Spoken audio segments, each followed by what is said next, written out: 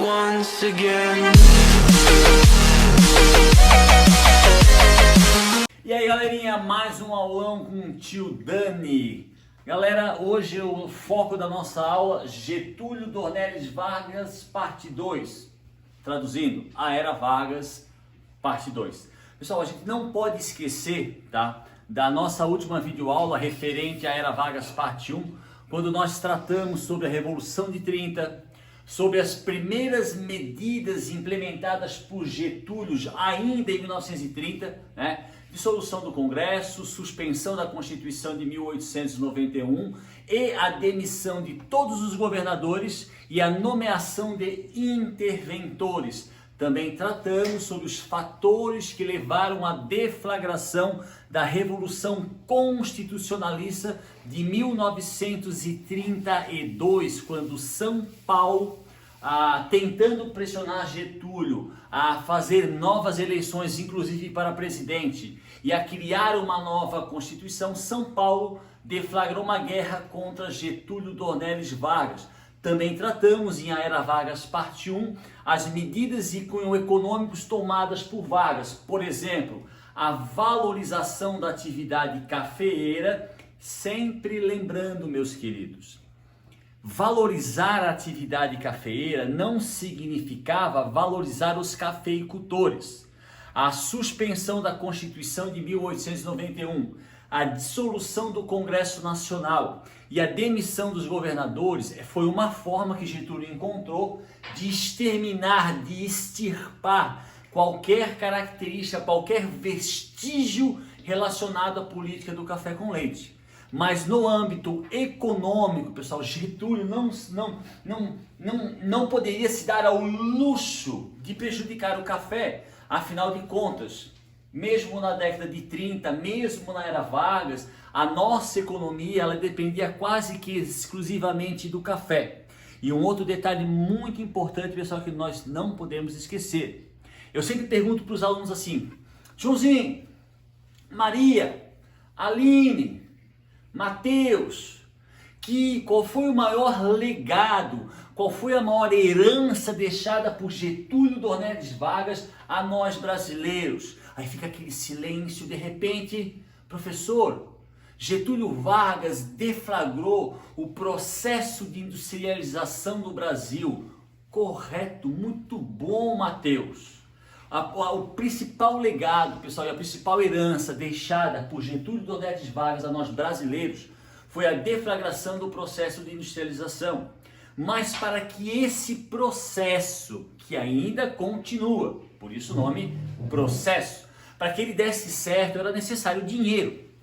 E boa parte desse dinheiro utilizado nesse projeto industrial implementado por Getúlio provinha do café, da economia cafeeira.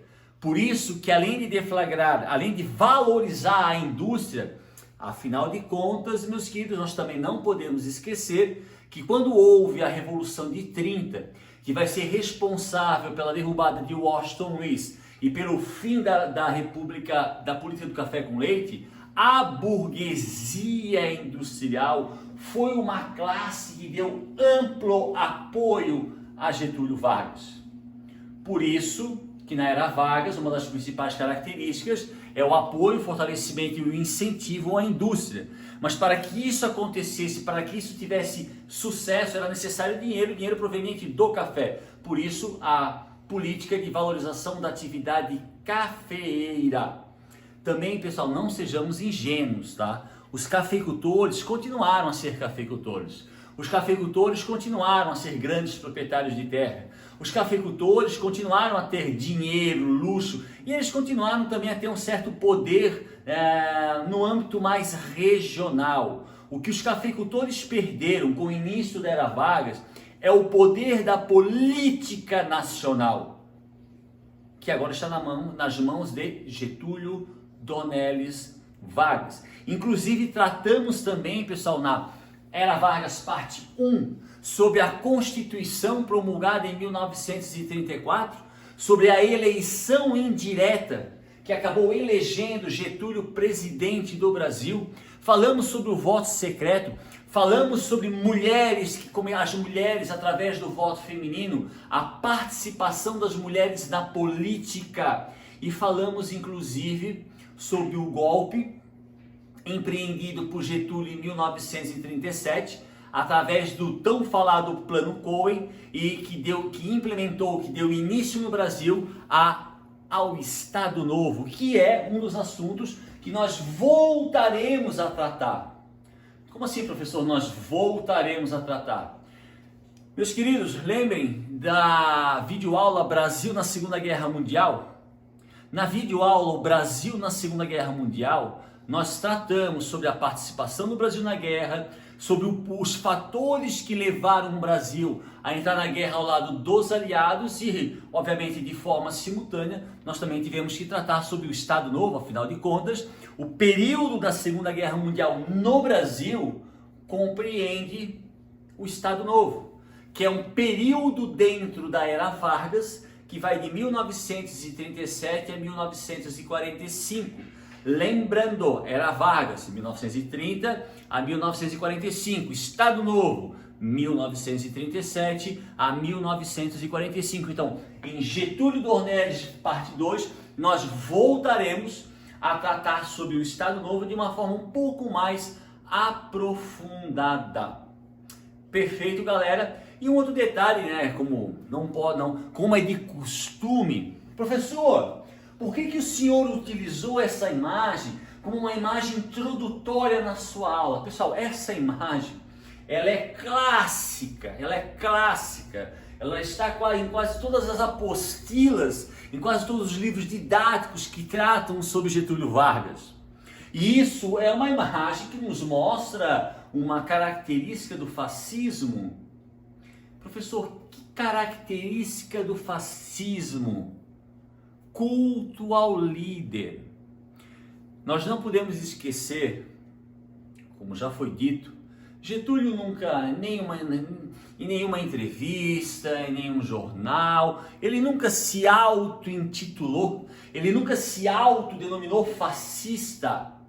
Mas como diz o ditado, meus queridos, para um bom entendedor, meia palavra basta. Era só a gente observar a forma como Getúlio governava, era só observar as medidas que Getúlio implementava. Fascismo, principalmente, pessoal, o fascismo muito parecido com o fascismo empreendido por um senhor chamado Benito Mussolini na Itália. Então essa imagem, pessoal, é uma imagem clássica de culto ao líder, certo? Que é sim uma das características principais do fascismo. Beleza, galera? Então vamos iniciar agora a Era Vargas, parte 2. Observe, pessoal, observem atentamente a imagem.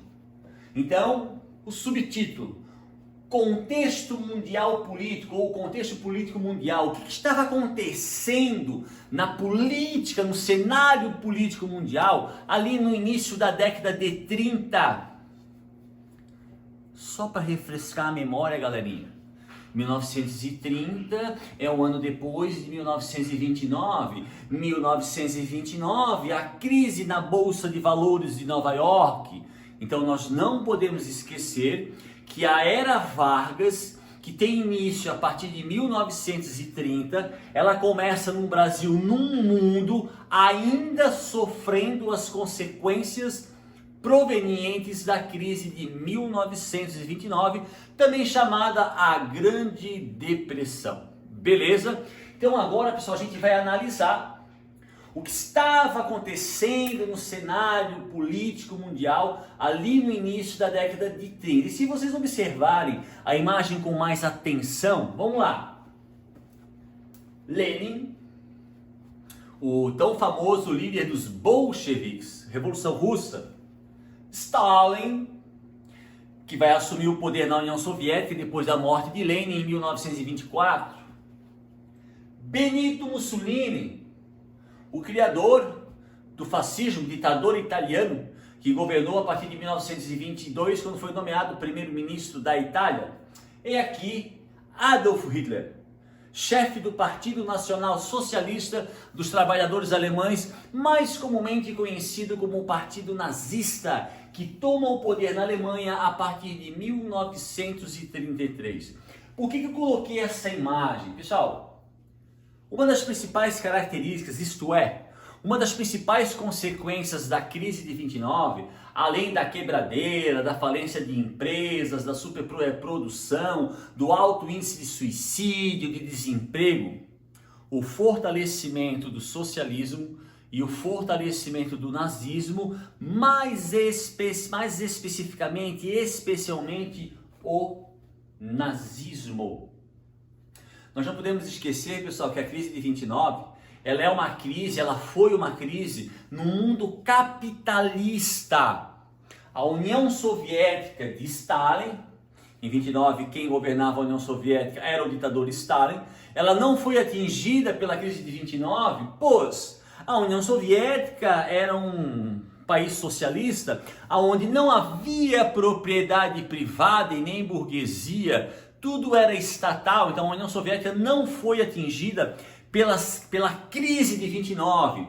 E o fato da União Soviética não ter sido atingida fez com que Stalin promovesse uma grande propaganda sobre o socialismo. Como o socialismo, pessoal, funciona, o capitalismo não.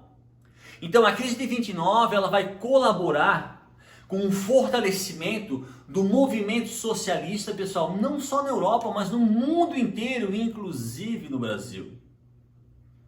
Inclusive no Brasil, durante a era Vargas. Compreenderam?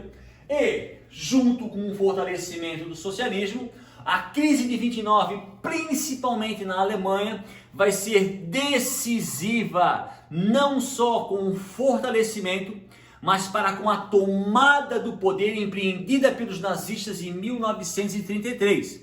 Então, o fascismo pós-crise de 29, ele vai se fortalecer em toda a Europa, fora da Europa, e inclusive no Brasil da era Vargas. Aonde eu quero chegar, meus queridos? Todas as mudanças, tudo que acontecia na Europa, pessoal, especialmente no que concerne ao cenário, ao contexto político, obviamente, pessoal, respingava no cenário político brasileiro. Não existia internet, a televisão foi criada ali no final da década de 30. Telefone, pessoal, existia, é claro, mas telefone era um bem de consumo assim caro, não era qualquer pessoa que tinha um telefone. Mas independente da tecnologia um tanto quanto arcaica, as informações corriam e chegavam. Então, aonde eu quero chegar? Tudo o que acontecia no cenário político europeu, especialmente no que concerne ao socialismo e ao fascismo ou nazismo, vinha até o cenário, atingia o cenário político brasileiro ali durante a era Vargas, durante os primeiros anos da era Vargas, e é isso, pessoal, que nós vamos analisar agora. Que tipo de consequências a Europa, ou o fascismo ou o socialismo, trouxe à sociedade brasileira ali nos primeiros anos da era Vargas? Beleza? Então, influenciados pelas mudanças e transformações que ocorriam na Europa no pós-crise de 29, nós vamos analisar, pessoal, o surgimento em 1932 da AIB, traduzindo, Ação Integralista Brasileira. Pessoal, a Ação Integralista Brasileira, vamos chamar de partido, foi um primeiro partido fascista. Era uma ação, era uma agremiação, era um partido fascista. E é considerado o primeiro partido de massa que surgiu no Brasil. Ele vai surgir em 1937 e segundo algumas fontes pesquisadas, em 32, aliás, perdão, e segundo algumas fontes pesquisadas, a AIB, ou Ação Integralista Brasileira, ela já contava ali entre 32 e 33 com mais de 300 mil adeptos, 300 mil partidários. Pessoal, 300 mil hoje no Brasil para um partido não chega a ser um número, nossa senhora, mas em 1932, sim. Então a AIB, ou Ação Integralista Brasileira, que surgiu em 1932, um partido de cunho fascista, mas é um fascismo, pessoal, muito parecido com um fascismo italiano. É considerado o primeiro partido de massa a surgir dentro do território brasileiro. Seu líder, Plínio Salgado, paulista. O símbolo usado, pessoal, pelos integralistas era um sigma, que é esse símbolo aqui, ó. E o seu cumprimento, um cumprimento fascista, como todo bom fascista, o seu cumprimento era assim. Mas em vez de Heil Hitler, Heil Duce, não. O grito era Anauê, Anauê, pessoal, Anauê, tá?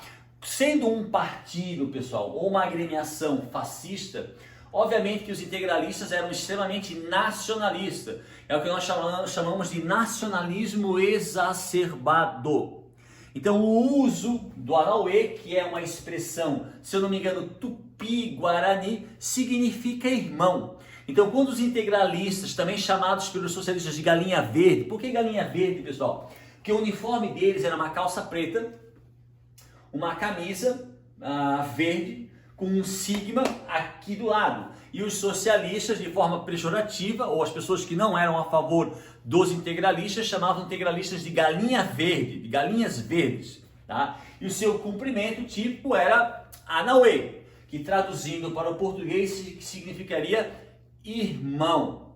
Então isso, pessoal, o surgimento da AIB, ou Ação Integralista Brasileira, em 32, é sim uma consequência no Brasil do que estava acontecendo na Europa no início da década de 30, que era o fortalecimento não só do socialismo, mas o fortalecimento do fascismo, especialmente do nazismo dentro da Alemanha. Se vocês me perguntarem, professor, e qual foi a posição de Getúlio perante isso? Pessoal, Getúlio nunca disse eu gosto dos integralistas, mas o Getúlio sempre nas suas ações sempre se mostrou muito simpatizante à causa integralista, sem dizer, eu gosto dos integralistas. Não.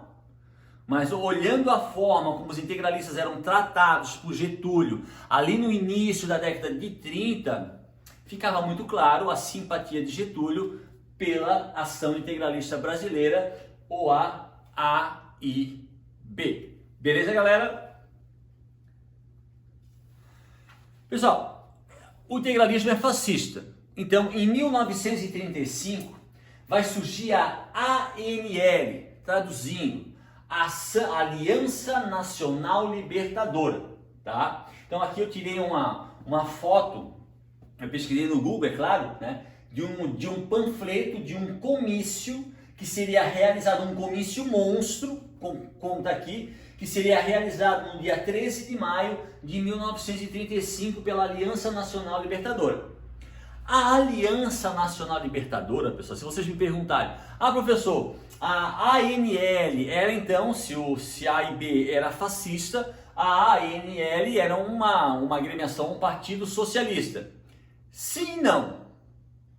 Obviamente, se a gente for analisar os membros da Aliança Nacional Libertadora, na sua grande maioria eram socialistas, comunistas, de repente até anarquistas, mas muitos membros da Aliança Nacional Libertadora não eram socialistas necessariamente, eram pessoas que não compactuavam com o integralismo.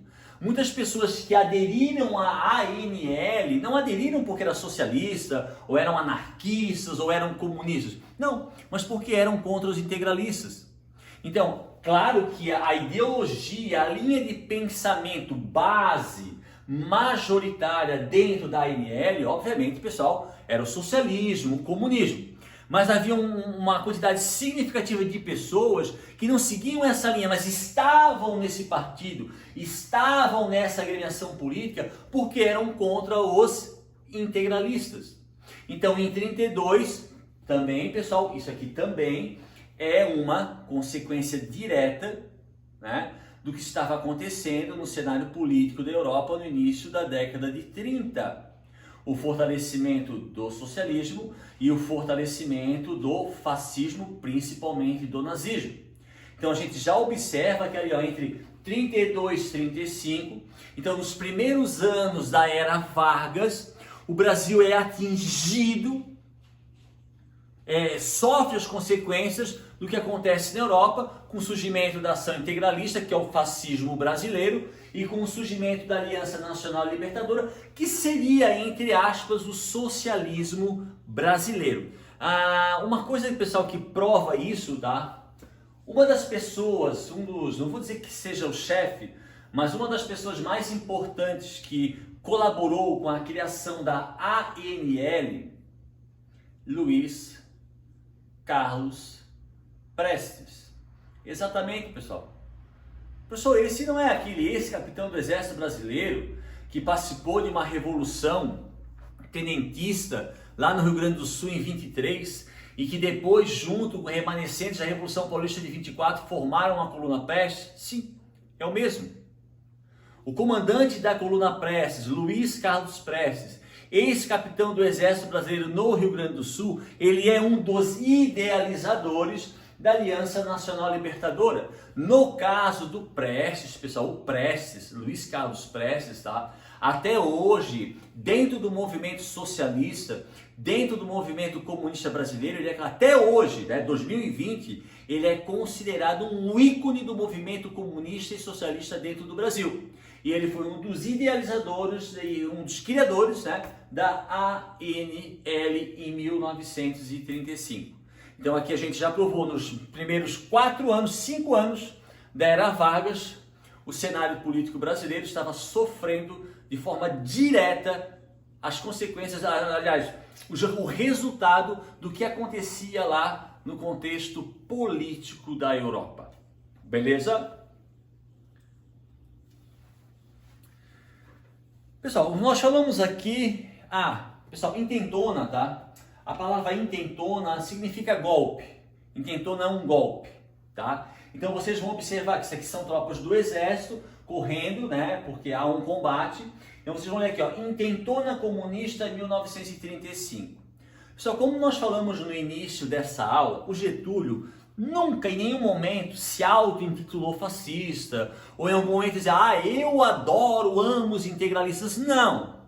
O Getúlio não era burro, pessoal, o Getúlio era esperto. Ele não se comprometia com as palavras.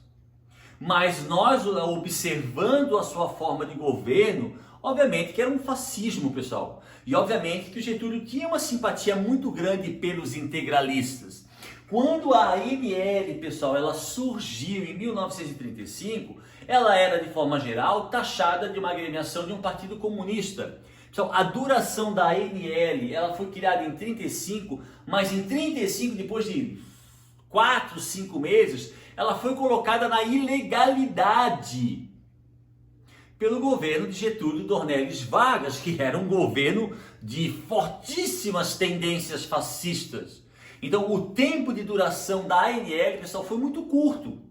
Ela surge em 35, mas ali ela permanece, a sua existência não passa de 5 meses, e ela é colocada pelo governo de Getúlio na ilegalidade por ser majoritariamente uma agremiação, um partido de tendência socialista, comunista e anarquista. Inclusive, pessoal, uma coisa bem interessante, isso já vinha acontecendo na República Velha com o tenentismo. O que é, professor? O envolvimento dos militares na política brasileira. Então, havia, pessoal, dentro da ANL, da Aliança Nacional Libertadora, muitos membros que eram militares, soldados, cabos, sargentos, tenente, capitães, que eram da ANL, que eram socialistas. Quando a ANL foi colocada na ilegalidade pelo governo de Getúlio, esses membros militares da ANL empreenderam no ano de 35 a intentona comunista, uma tentativa de golpe, uma tentativa de derrubar Getúlio Dornelles Vargas à força da presidência do Brasil. Então, pessoal, ocorreram combates, alguns quartéis, se eu não me engano, acho que em Recife ou Rio de Janeiro, né, que aderiram à intentona, combateram tropas do exército brasileiro favoráveis a Getúlio Vargas. Só que, obviamente, pessoal, o montante do exército favorável a Getúlio era imensamente maior do que os militares que aderiram à intentona comunista de 1935.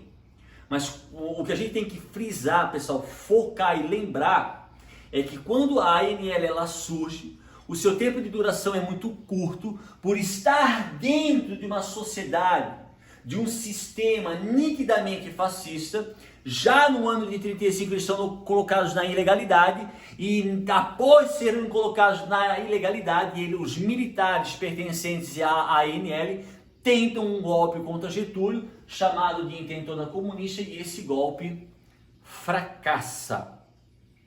Pessoal, nós não podemos esquecer, tá, que Luiz Carlos Prestes, que era um ícone da ação da Aliança Nacional Libertadora, ele foi preso durante a Era Vargas. Ele vai ficar, se eu não me engano, pessoal, de 9 a 10 anos encarcerado.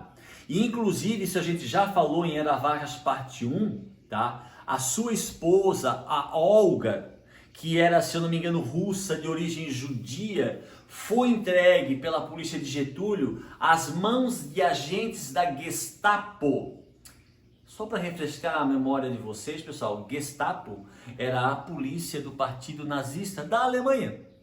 Eles vieram até o Brasil, aqui no Brasil, em território solo brasileiro, a polícia brasileira deu nas mãos da Gestapo, a esposa de Luiz Carlos Prestes, que infelizmente, né, pessoal, ela morreu num campo de extermínio. Eu não lembro qual é o campo, mas acho que não é Auschwitz não, mas ela morreu num campo de extermínio. E o Prestes ficou preso mais ou menos até o final da era, até o finalzinho ali da era Vargas. Beleza? Isso não significa, pessoal, que o movimento, o fracasso da intentona comunista, não significa que o movimento socialista no Brasil acabou. Ele continuou, só que sofrendo uma perseguição violenta das forças de segurança comandadas por Getúlio. Beleza, rapaziadinha? Plano Cohen. Nós já tratamos do Plano Cohen, pessoal, ali em Getúlio Vargas ou Era Vargas parte 1. Mas vamos tratar de novo, de uma forma um pouco mais aprofundada. Vocês lembram que quando foi promulgada a Constituição de 1934, aquela Constituição que legalizou o voto secreto, que legalizou o voto feminino, que foi responsável pela implementação de uma moderna legislação trabalhista? Só para não esquecer, a legislação trabalhista implementada por Getúlio, ali pela Constituição de 34, ela foi inspirada na legislação trabalhista da Itália chamada Carta de Lavoro. Essa Carta de Lavoro foi implementada na Itália por Benito Mussolini. Compreenderam? E a essa Constituição de 34 previa que no ano de 38 seriam realizadas eleições diretas para presidente. Então, pessoal, recapitulando, Getúlio tomou o poder através da Revolução de 30, obviamente em 1930. Depois, em 34, houve uma eleição indireta, onde Getúlio foi eleito presidente pelo Congresso, segundo mandato. Em 38, Getúlio completaria 8 anos de mandato. Dessa forma, ele não poderia participar das eleições de 1938, mas a Constituição promulgada durante o seu governo previa que em 38 seriam realizadas eleições diretas para presidente, na qual Getúlio não poderia participar. Compreenderam? No intuito, pessoal, de evitar a qualquer custo a realização de eleições diretas para presidente em 38, Getúlio Dornelles Vargas e seus asseclas, pessoal, o que é asseclas? Os seus amigos, os seus parceiros, os seus aliados, especialmente do exército, montaram um plano chamado Plano Cohen. em 37, utilizando a mídia da época, especialmente o rádio, tá? Jornal, revista, mas especialmente o rádio, Getúlio e seus aliados vão lançar na mídia a seguinte notícia: olha, nós descobrimos, o Estado-Maior do Exército Brasileiro descobriu um plano no qual socialistas brasileiros, em conluio com os socialistas da União Soviética, estão planejando uma forma da União Soviética, de Stalin, invadir o Brasil. Mentira! Isso é mentira! Muitas pessoas da época já sabiam que isso era mentira. Mas como diz o ditado, galerinha, água mole em pedra dura, tanto bate até que fura. Aonde eu quero chegar, meus queridos? Esse plano foi esquematizado e criado não só por Getúlio, mas por membros do Estado-Maior do Exército Brasileiro. Foi lançado na mídia diariamente. Olha, descobrimos um plano da União Soviética invadir o Brasil. Olha, descobrimos um plano da União Soviética. Para quê, pessoal? Pessoal, a forma mais eficiente de controlar as pessoas é através do medo. Então, um plano falso, que algumas pessoas da época já sabiam, foi lançado na mídia, especialmente no rádio, dia e noite, dia e noite, dia e noite, diariamente, 24 horas, para causar um pânico. E aí Getúlio diz: olha, pessoal, em função da descoberta de um plano, de uma possível invasão soviética, nós não vamos poder realizar as eleições em 38. O Getúlio, pessoal, baseado nesse plano falso, chamado Plano Cohen, ele vai implementar no Brasil decretar um estado de guerra, como se o Brasil estivesse na iminência de ser invadido por alguém. Ninguém queria invadir o Brasil.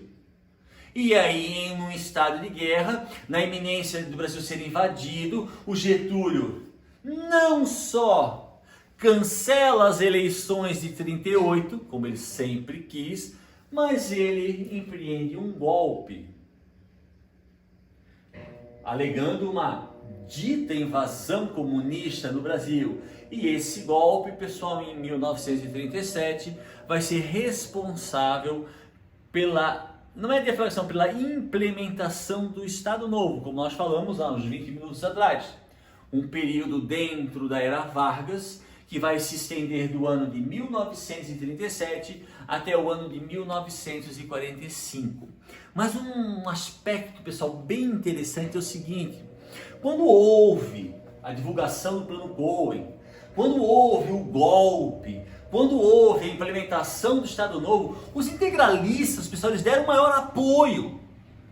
Foi o auge para o integralismo. O Plínio Salgado, que era o chefe da AIB, da Ação Integralista Brasileira, lançou um manifesto de apoio, uma carta de apoio a Getúlio, porque inocentemente eles acharam que Getúlio chamaria os integralistas para governar junto com ele.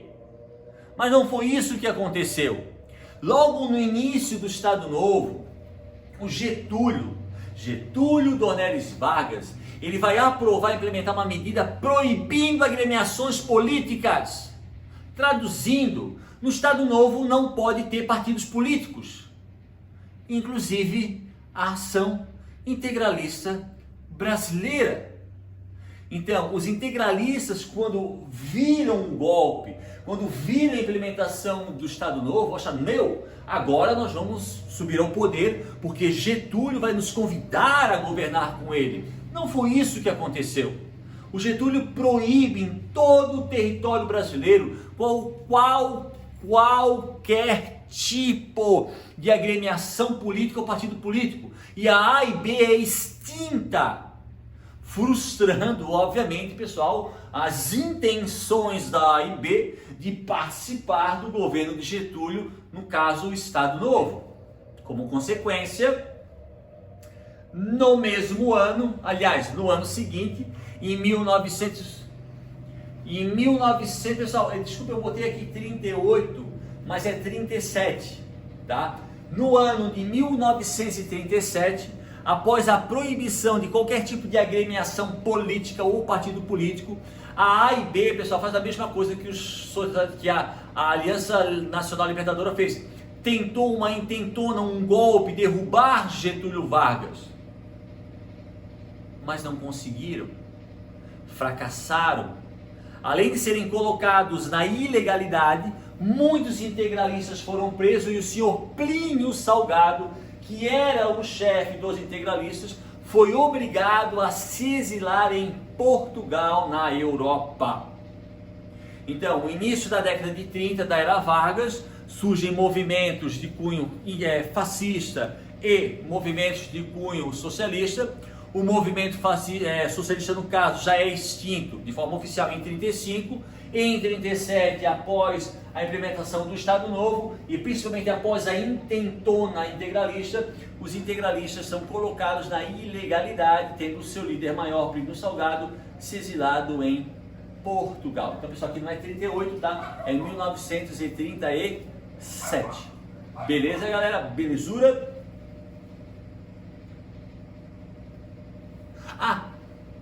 Pessoal, se vocês tiverem de repente o interesse de pesquisar mais a fundo, o socialismo no Brasil da era Vargas, o integralismo, eu quando estava na universidade, eu fiz algumas pesquisas e aqui na região de Santa Catarina, o integralismo, pessoal, principalmente em municípios de ascendência italiana, era muito forte. Dentre eles eu vou dar um exemplo, Nova Trento. Em Nova Trento existia o Partido Integralista, tinham desfiles, tinham reuniões, como em Blumenau, se nós formos pesquisar, pessoal, durante ali um pouco antes da entrada do Brasil na guerra, também havia um forte movimento nazista dentro de cidades como Blumenau e Brusque. Afinal de contas, somos um estado onde recebemos uma grande quantidade de imigrantes italianos e alemães. Então, naquela época, antes da Segunda Guerra Mundial, não só o integralismo, mas o nazismo, inclusive, era muito forte aqui em muitos municípios do estado de Santa Catarina. Beleza? Estado Novo, pessoal. Então, o Estado Novo, como eu já falei, ele vai de 1937 a 1945, foi um golpe empreendido por Getúlio Dornelles Vargas. Pessoal, além de extinguir toda e qualquer agremiação política, tá? A Constituição de promulgada em 34, ela também é suspensa. Em 1937, já no Estado Novo, Getúlio Dornelles Vargas vai outorgar, outorgar uma Constituição. O que é outorgar? Ela é colocada, ela é imposta. Essa Constituição imposta por Getúlio em 37, ela recebeu um apelido, Constituição Polaca. Por que Constituição Polaca?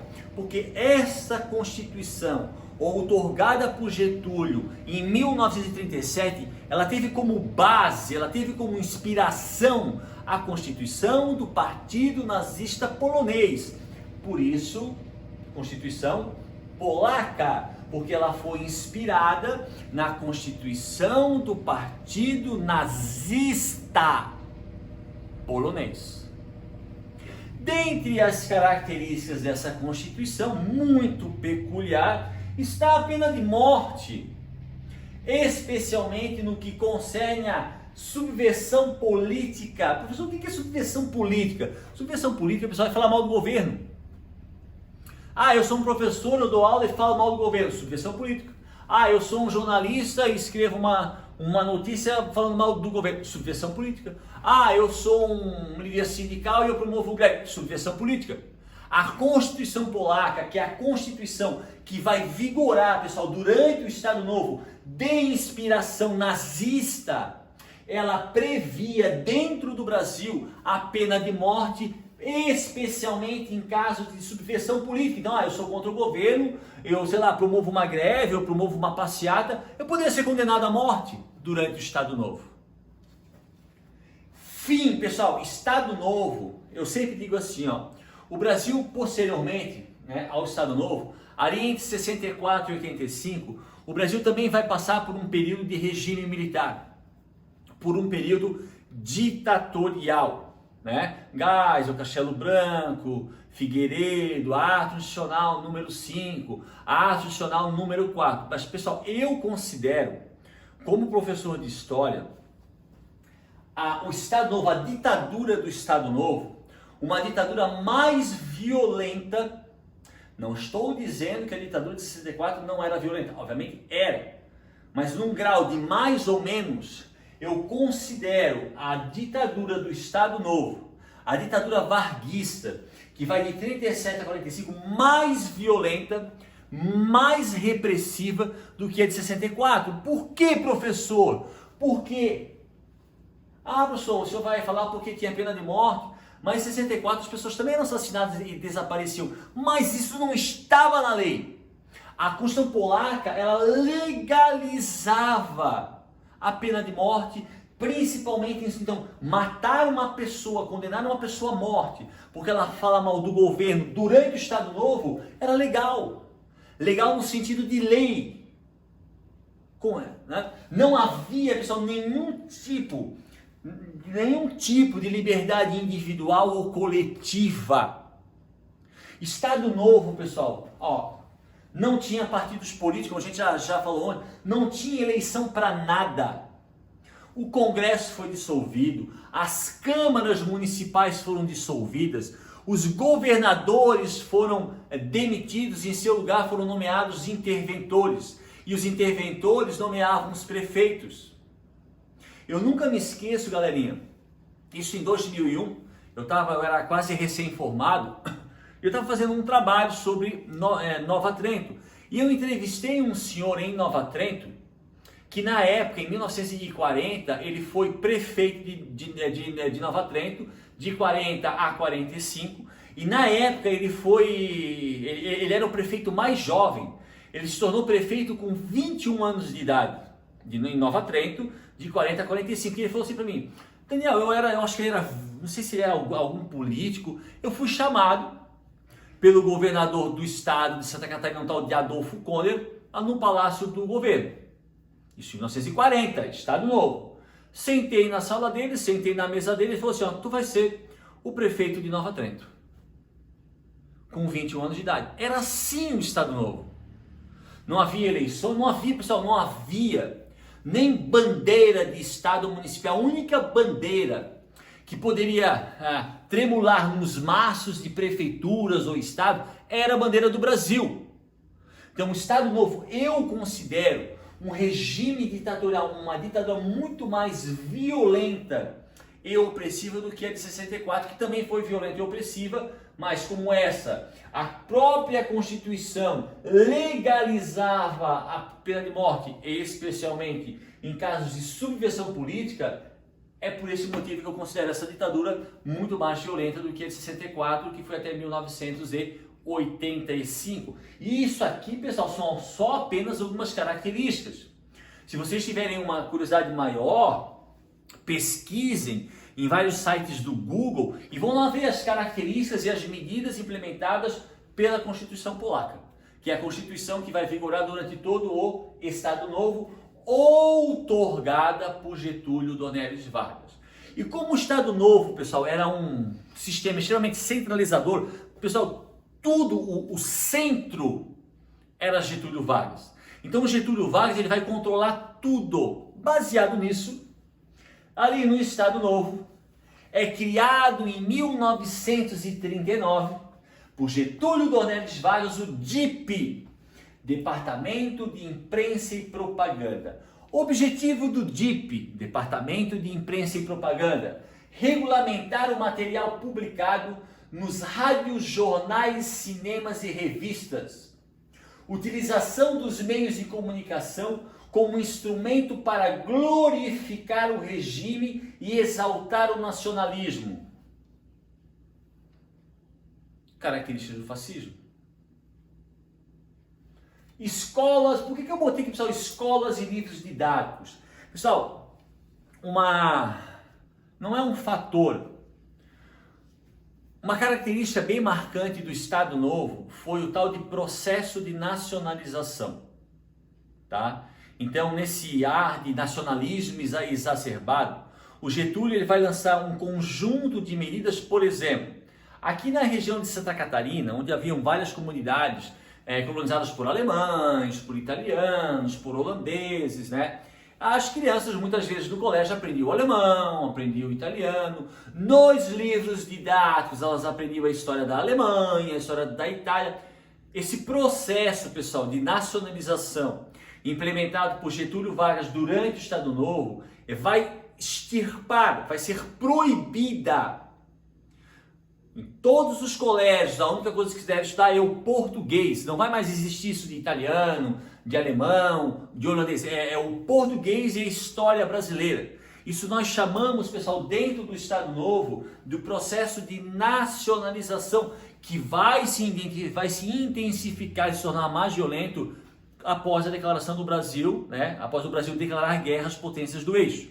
Aí, pessoal, quando o Brasil declara guerra à Alemanha, Itália e Japão, as pessoas aqui que eram alemães, italianos ou japoneses, ou pessoas de ascendência alemã, italiana ou japonesa no Brasil, passam a ser perseguidas pelo Estado brasileiro. Mas o processo de nacionalização, com o intuito de valorizar a cultura nacional, isso já começa no Estado Novo, antes do início da Segunda Guerra Mundial. Com a Segunda Guerra Mundial, esse processo de nacionalização vai se intensificar, tornando-se inclusive um processo extremamente violento contra italianos, alemães ou japoneses, ou pessoas de ascendência italiana, alemã ou japonesa. Quando eu falo japonês, pessoal, principalmente no estado de São Paulo, tá?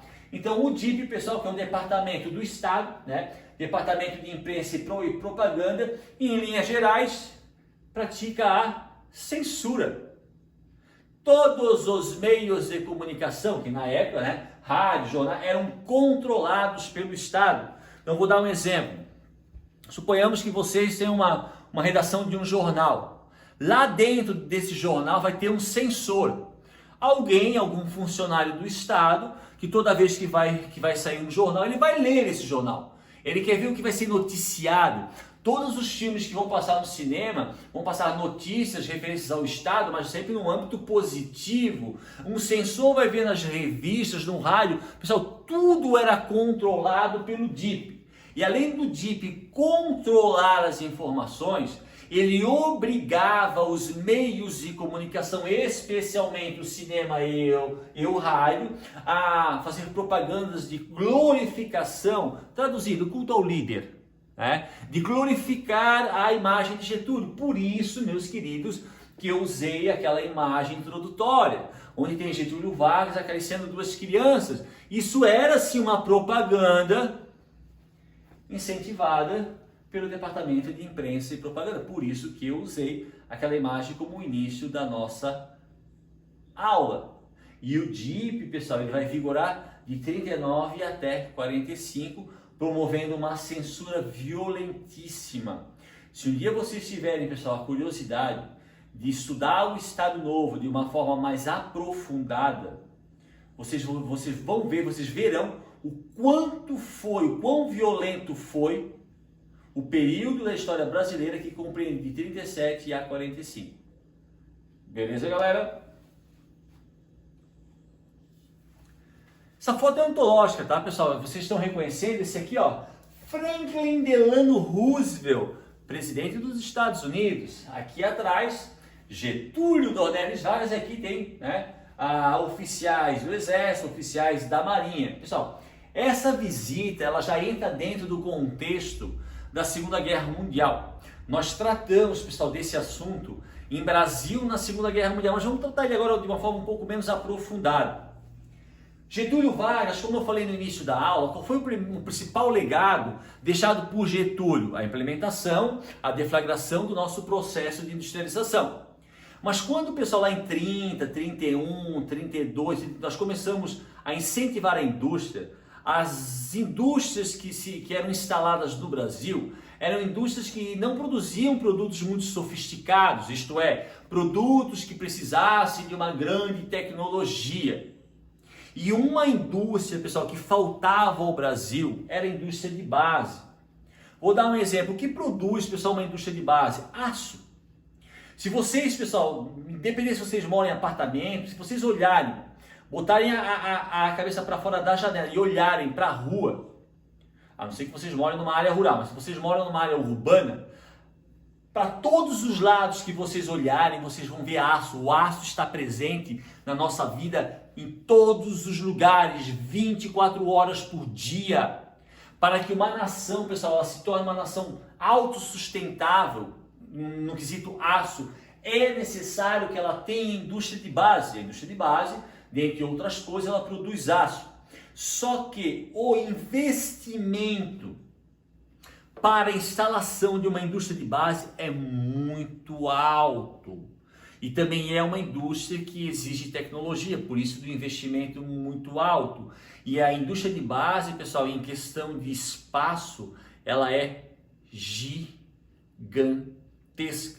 Quando eu falo gigantesca, eu estou falando no sentido real da palavra, gigantesca. E o Brasil não tinha recursos financeiros para bancar a instalação de uma indústria de base. E aí é que entra aquilo que nós tratamos lá em Brasil na Segunda Guerra Mundial.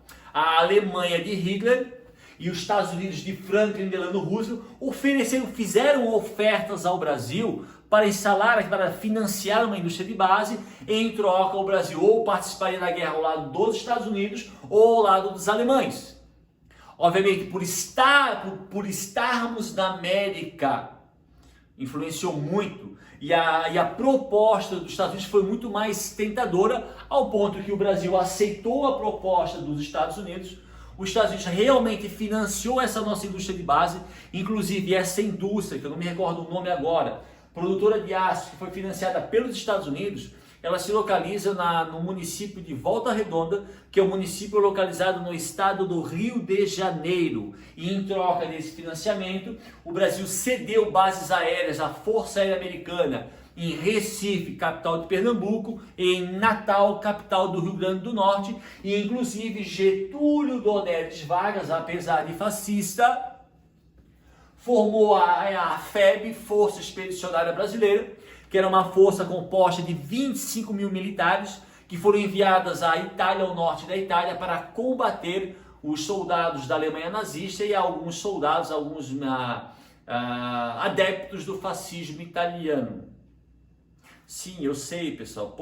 Como professor, o Getúlio não era fascista? Como é que ele foi combater os fascistas na Europa? Como que ele foi lutar pela democracia? Meus queridos, a participação do Brasil na Segunda Guerra Mundial, ao lado dos aliados contra o fascismo e lutando pela democracia, é o fator principal que vai causar a queda de Getúlio e, consequentemente, o final da era Vargas. Captaram? Brasil na guerra, como eu falei agora, luta contra o fascismo. Mas nós éramos um governo fascista. Eu agora mesmo afirmei que eu considero o Estado Novo um regime totalitário muito mais violento que a ditadura de 64. Mas nós mandamos soldados brasileiros que morreram e mataram em nome da democracia. A participação do Brasil na guerra vai enfraquecer de forma gradual o regime de Getúlio Vargas. Esse enfraquecimento, pessoal, ele vai começar de forma real e prática a partir de 1943. É a partir de 1943 que começa a ter pelo Brasil uma pressão popular contra Getúlio. E se vocês pesquisarem isso, vai aparecer lá, Manifesto dos Mineiros. Foi um manifesto, pessoal, elaborado por advogados de Minas Gerais, tipo uma carta exigindo de Getúlio a redemocratização do Brasil, isso em 43. Então o Brasil declara guerra ao eixo em 42, a força expedicionária enviada na Europa entre 44 e 45, mas a pressão popular contra Getúlio, de verdade, ela começa a partir de 1943. Se vocês pesquisarem, pessoal, esse período de 43 a 44, que é o finalzinho do Estado Novo, vocês vão encontrar lá um movimento chamado de queremismo. O que significa isso? Então houve uma pressão muito grande, caiu. Houve uma pressão muito grande, né, de vários setores da sociedade brasileira, dizendo assim, olha, Se nós estamos lutando contra o fascismo, se nossos soldados estão morrendo, não tem nexo nós vivermos sobre uma ditadura. Mas havia também uma parcela menor, mas significativa, da população que queria a continuidade do governo getulista. Esse movimento, pessoal, que surge ali no finalzinho ali entre 43 e 44, tá? Que apoia Getúlio, que quer a continuidade do Estado Novo, se chamava queremismo. Só que o movimento contrário ao Estado Novo é muito maior. Então, obviamente, o queremismo não vai obter sucesso. Em 45, Getúlio, que não é burro, ele percebe isso. E na tentativa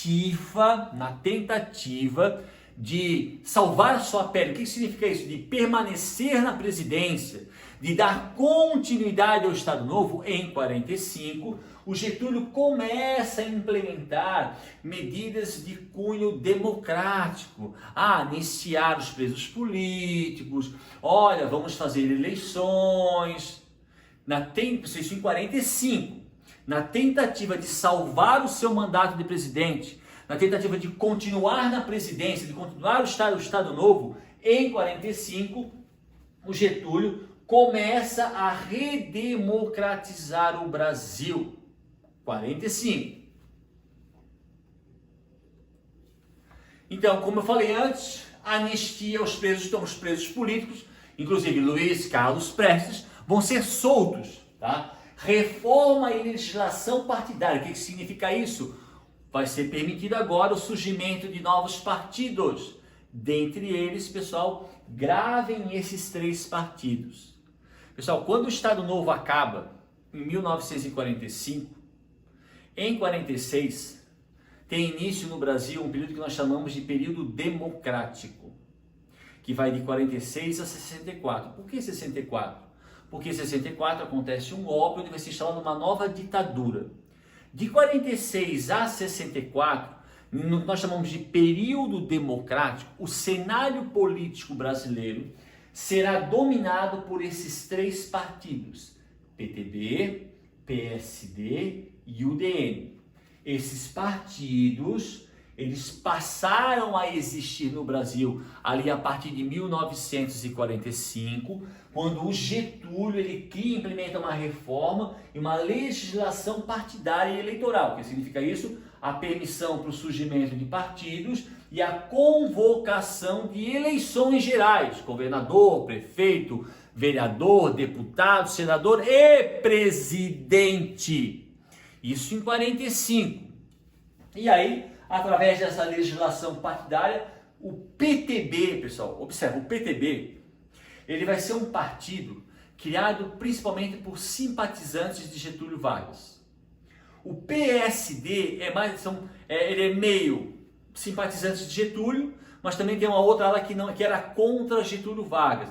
E a UDN é um partido, pessoal, que ela é completamente de oposição a qualquer coisa ligada a Getúlio. Gravem o que eu estou dizendo, porque nós vamos falar sobre esses 3 partidos muito, porque logo depois nós trataremos sobre o período democrático, que vai de 46 a 64.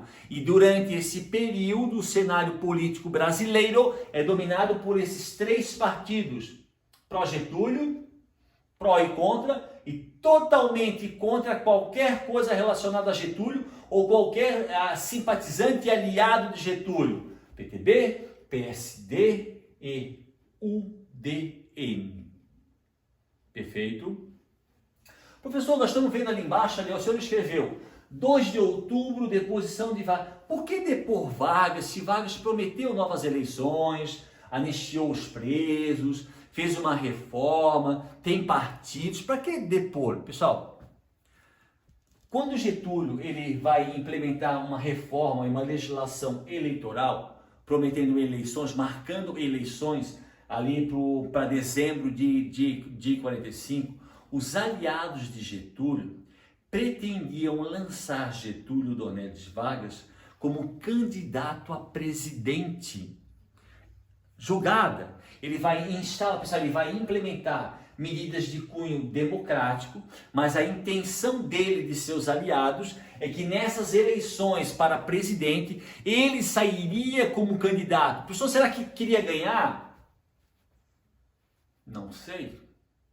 Mas na dúvida, o Estado-Maior do Exército, no dia 2 de outubro de 1945, depõe Vargas, a força, para evitar, pessoal, que ele saísse como candidato e talvez, eu não sei, é uma incógnita, vá lá que ele ganhasse.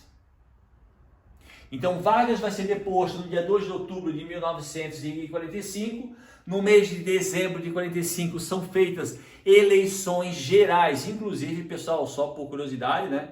O Getúlio, se eu não me engano, nessas eleições ele vai ser eleito, eu acho que é senador ou deputado federal pelo estado do Rio Grande do Sul. Entenderam o medo dele sair como presidente? Vá lá que ele pudesse ganhar. Na dúvida, o que os militares fizeram? Depuseram Getúlio no dia 2 de outubro de 1945. Essas eleições gerais, pessoal, de 45, no caso do presidente, elegeram como presidente do Brasil o general Eurico Gaspar Dutra, que na real, pessoal, era meio getulista. Ele chegou a ser ministro de Getúlio Vargas. Né? Para um bom entendedor, meia palavra basta. Então, nas eleições de dezembro de 45, já dentro do período democrático, é eleito o primeiro presidente pós a era Vargas, o senhor Eurico Gaspar Dutra. Pessoal, não havia o cargo de vice-presidente, que Getúlio, no Estado Novo, não tinha vice-presidente. Então, o presidente foi eleito de forma direta. Mas como não existia há muitos anos o cargo de vice-presidente, o Congresso aprovou uma medida criando novamente o cargo de vice-presidente e o vice-presidente pós-era Vargas não foi eleito de forma direta, foi eleito de forma indireta. No caso do presidente, ele foi eleito com voto de homens e mulheres acima de 18 anos alfabetizados, uma eleição direta.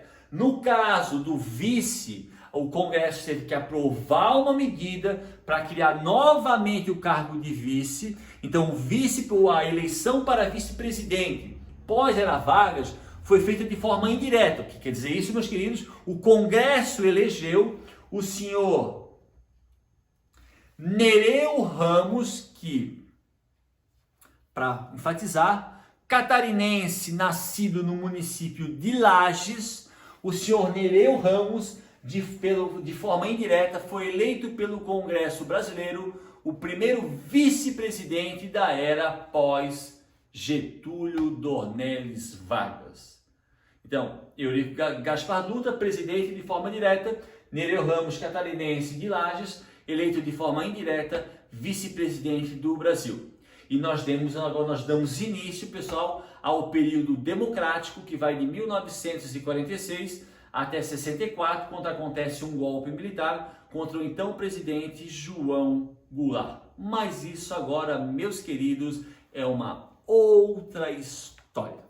Beleza, galera? Espero que vocês tenham gostado da aula, tá? Lembrando, pessoal, é sempre bom lembrar, qualquer dúvida com relação à videoaula, pessoal, qualquer dúvida, entrem em contato com o professor. Não fiquem com dúvida, eu já disse, pessoal, eu não vou ficar bravo. Eu posso, de repente, não responder a mensagem de pronto, mas eu vou responder. Eu vou esclarecer qualquer dúvida que vocês tenham. Não tenham vergonha, não sintam medo, se comuniquem com o professor, tá?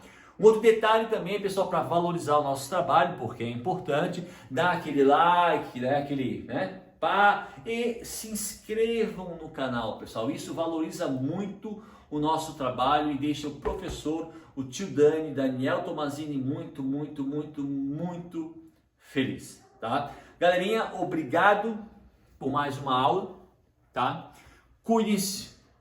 Se saírem, usem a máscara, cuide de si mesmo, de verdade, para que quando nós vamos voltar em aula presencial, estejamos todos com muita saúde, tá? Saudade de todos, um grande abraço, um grande beijo e tá?